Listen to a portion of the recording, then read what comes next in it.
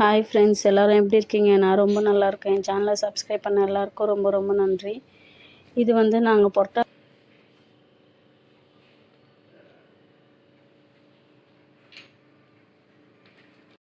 முதல்ல மூக்கடலை வேக வச்சுக்கலாம். மூக்கடலை 8 மணி நேரம் ஊற வச்சு எடுத்துக்கணும். அப்போ தான் சீக்கிரமாக வேகும். அப்படி நீங்கள் ஊற வைக்க மறந்துட்டிங்கன்னா சுடு தண்ணியில் 1 மணி நேரம் ஊற வச்சு எடுத்து வேக வச்சு பாருங்கள், சீக்கிரமாக வெந்துடும்.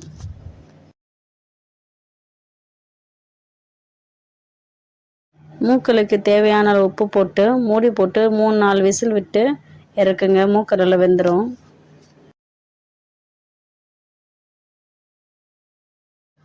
இப்போ பாயசத்துக்கு தேவையான ஜவ்வரிசியை 2 அல்லது 3 நிமிஷம் மிதமான தீயில வறுத்து எடுத்துக்கணும்.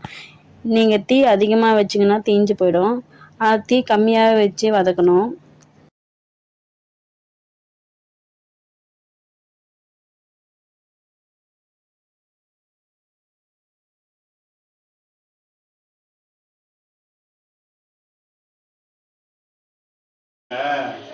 இப்போ பாயசத்துக்கு தேவையான அளவு தண்ணி எடுத்துக்கோங்க. 1 டம்ளர் ஜவ்வரிசிக்கு 5 டம்ளர் தண்ணி அளந்து எடுத்துக்கணும். தண்ணி நல்லா கொதி வந்ததுக்கப்புறம் நம்ம வறுத்து வச்ச ஜவ்வரிசியை இது கூட ஆட் பண்ணிக்கலாம். அடுப்பை மிதமான தீயிலே வச்சு குக் பண்ணுங்க, இல்லைன்னா அடி பிடிச்சிடும். அடிக்கடி கிண்டி விட்டுட்டே இருக்கணும். ஜவ்வரிசி ஒரு 20-25 நிமிஷத்தில் வெந்துடும். வெந்ததுக்கப்புறம் வறுத்த சேமியா பாக்கெட் கடையில் கேட்டால் கொடுப்பாங்க. அந்த சேமியாவை இந்த ஜவ்வரிசி கூட சேர்த்துக்கலாம். சேமியா ஒரு 2-3 நிமிஷத்தில் வெந்துடும். வெந்ததுக்கப்புறம் அடுப்பை அணைச்சிட்டு தனியாக எடுத்து வச்சுடுங்க. பசும்பாலோ அல்லது பாக்கெட் பாலோ ஒரு பாத்திரத்தில் ஊற்றி காய்ச்சி எடுத்துக்கணும். நாம் வேக வச்ச ஜவ்வரிசி மேலே காய்ச்சின பாலையும் சர்க்கரையும் சேர்த்து கிளறி விடுங்க. முந்திரியும் திராட்சையும் வறுத்து எடுத்து இந்த பாயசத்து மேலே ஊற்றிடுங்க. அவ்வளோதான், பாயசம் ரெடி.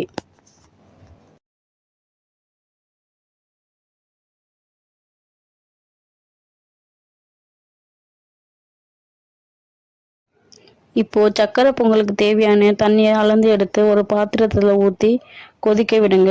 1 டம்ளர் பச்சரிசிக்கு 6 டம்ளர் தண்ணீர் எடுத்து கொதிக்க விடுங்க. தண்ணீர் நல்லா கொதி வந்ததும் பச்சரிசி அதில் போடுங்க. பச்சரிசி நல்லா வெந்ததும் நாம் உடச்சி வச்ச வெல்லத்தை இது கூட சேர்த்துக்கணும். வெல்லம் போட்டதுக்கப்புறம் நாம் கிளறிக்கிட்டே இருக்கணும். வெல்லம் பச்சரிசி கூட சேர்ந்து கிளறும்போது திக்காக வரும். அப்போ அடுப்பை நிறுத்திட்டு தனியாக எடுத்து வச்சிடுங்க. முந்திரி திராட்சையை நெய்யில் வறுத்து இந்த சக்கரை பொங்கல் மேலே சேர்த்துடுங்க. அவ்வளோதான், சக்கரை பொங்கல் ரெடி. 1 டம்ளர் பச்சரிசிக்கு 2 டம்ளர் வெல்லம் எடுத்துக்கோங்க, கரெக்டாக இருக்கும்.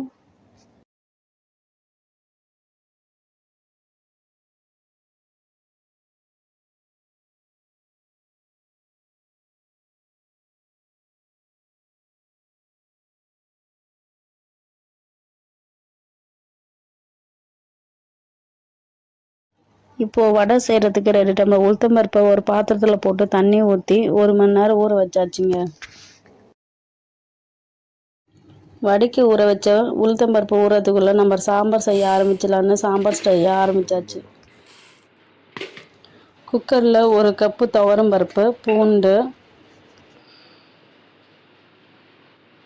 2 பழுத்த தக்காளி இது கூட கட் பண்ணி ஆட் பண்ணிக்கோங்க. பெருங்காயம் சிறிதளவு சேர்த்துங்க. இதுக்கு மேலே கொஞ்சம் எண்ணெய் சேர்த்துக்குங்க. அப்போ தான் பருப்பு பொங்கி வராது. இது மூடி போட்டு 2 விசில் வர வரைக்கும் வேக வச்சு இறக்கிடுங்க. இப்போ சொல்லியிருந்தா நான் செஞ்சுருப்பேன். இப்போ திடீர்னு பாதியில் போய்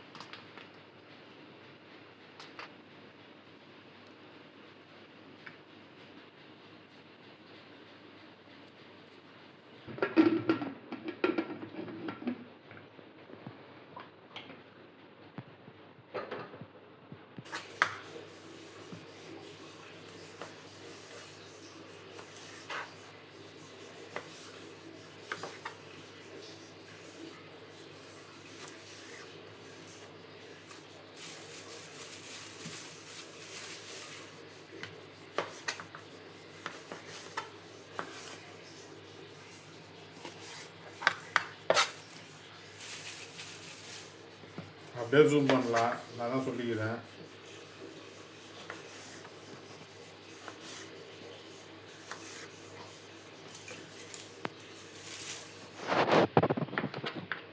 போதில் கத்திரிக்காய்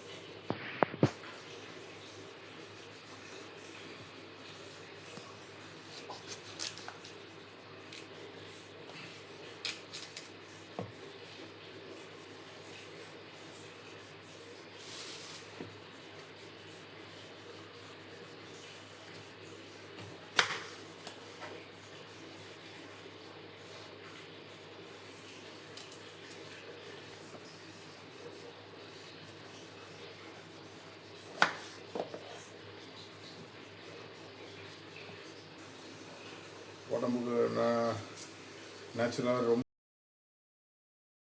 இப்போது சாம்பாருக்கு தேவையான காய்கறிகளை கட் பண்ணி எடுத்துக்கலாம். கத்திரியை கட் பண்ணி நீல வாக்கில் கட் பண்ணி தண்ணியில் போட்டுருங்க, இல்லைன்னா கருப்பாயிடும். இது கூடவே முருங்கைக்காய், மாங்காயும் கட் பண்ணி எடுத்துக்கலாம். சின்ன வெங்காயத்தை தோல் உரித்து கட் பண்ணி வச்சுக்கணும். சின்ன வெங்காயம் சாம்பாரில் சேர்த்திங்கன்னா ரொம்ப ரொம்ப டேஸ்ட்டாக இருக்கும். இது கூடவே தக்காளியை கட் பண்ணி வச்சுக்கணும். இது கூடவே ஒரு சிறிய நெல்லிக்காய் சைஸ் அளவு புளி எடுத்து தண்ணியில் ஊற வச்சுருங்க. சாம்பாருக்கு ஊற்றுறதுக்கு கரெக்டாக இருக்கும் ஊற வச்சிங்கன்னா. இப்போ சாம்பார் தாளிக்கிறதுக்காக ஒரு கடாயில் எண்ணெய் ஊற்றி எண்ணெய் நல்லா காஞ்சதுக்கப்புறம் கடுகு போட்டு பொரிய விடுங்க. கடுகு பொரிஞ்சதுக்கப்புறம் வெங்காயம் நம்ம கட் பண்ணி வச்ச சின்ன வெங்காயத்தை இது கூட சேர்த்துக்கலாம். வெங்காயத்து கூடவே உப்பு போட்டிங்கன்னா சீக்கிரமாக வதங்கிடும். வெங்காயத்து கூடவே உப்பு போட்டு வதக்குங்க. இது கூடவே தக்காளி ஆட் பண்ணிக்கலாம். தக்காளி போட்டு நல்லா வதங்கினதுக்கப்புறம் நம்ம கட் பண்ணி வச்ச மாங்காய், முருங்கைக்காய், கத்திரிக்காய் இது கூட சேர்த்து 2 ஸ்பூன் மிளகாத்தூள் சேர்த்து தண்ணி ஊற்றி கொதிக்க விடுங்க. இது கூடவே சுவைக்காக கொஞ்சம் வடவும் சேர்த்துக்கிறேன் நான்.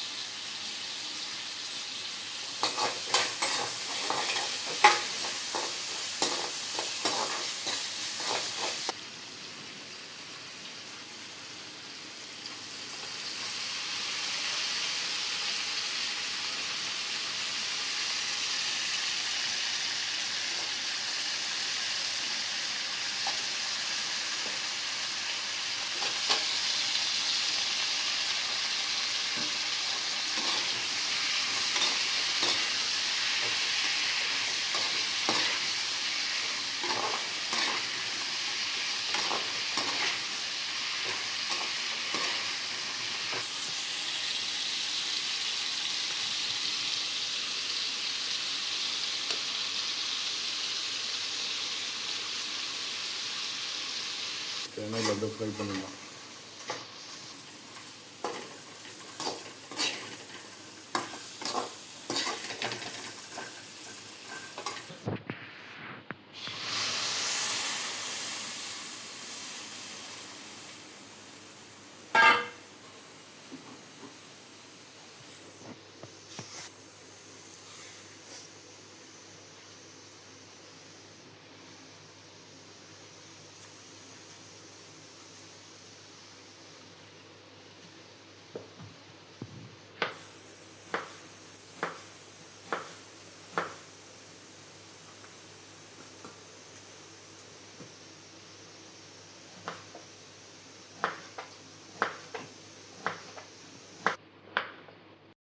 இப்போது வாழைக்காய் வறுவலுக்காக வாழைக்காயை தோல் சீவி சிறு சிறு துண்டுக்கெல்லாம் நறுக்கி தண்ணியில் போட்டுடுங்க, இல்லைன்னா கருப்பாயிடும் வாழைக்காய். வாழைக்காய் வறுவல் செய்கிறதுக்காக ஒரு கடாயில் எண்ணெய் ஊற்றி எண்ணெய் சூடானதும் கடுகு போட்டு பொரிய விடுங்க. கடுகு நல்லா பொரிஞ்சதும் இது கூட கட் பண்ணி வச்ச வாழைக்காய் துண்டுகளை இது கூட சேர்த்து 2 ஸ்பூன் மிளகாத்தூள் சேர்த்து கிளறி மூடி போட்டு வேக வைங்க.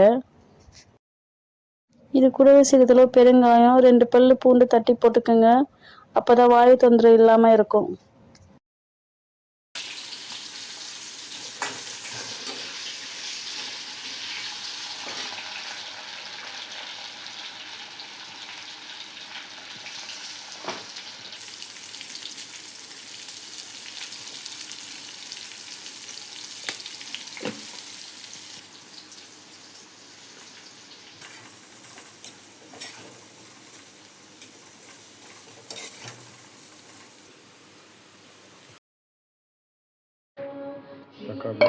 இப்போது சாம்பாருக்கு தேவையான பருப்பு நல்லா வெந்துடுச்சு. இதை மத்து போட்டு நல்லா கடைஞ்சிக்குங்க நைஸாக.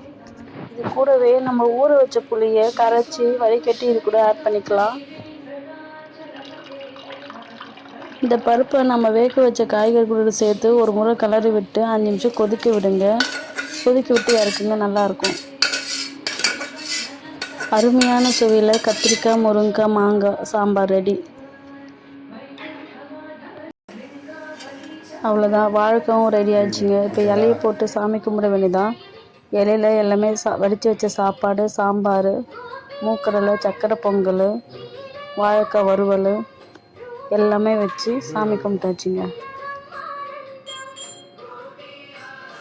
நாங்கள் பெருமாளுக்கு தலிகை போடும்போது வாசல்லேருந்து கற்பூரம் ஏற்றிட்டு வருவோம். கற்பூரம் ஏற்றும் போது கோவிந்தா கோவிந்தான்னு சொல்லிகிட்டே வருவோம் நாங்கள்.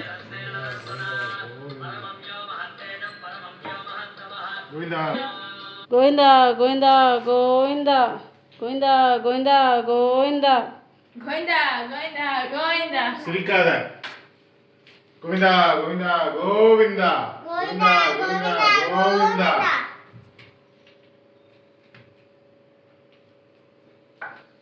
கோவிந்தா கோவிந்தா கோவிந்தா.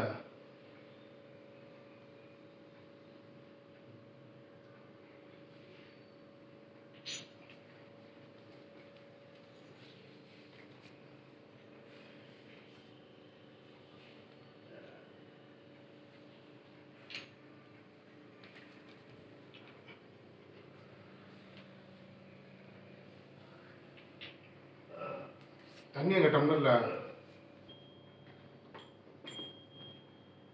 ஓம் நமோ நாராயணாய. கோவிந்தா கோவிந்தா கோவிந்தா.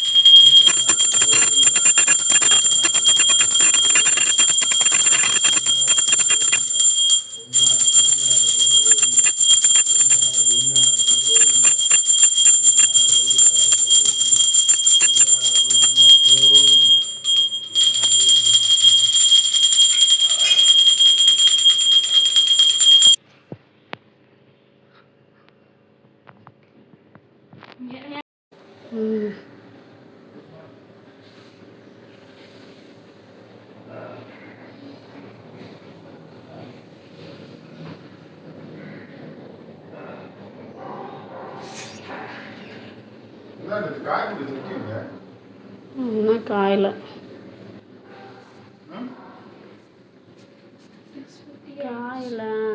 ஈரமாக தான் இருக்குது.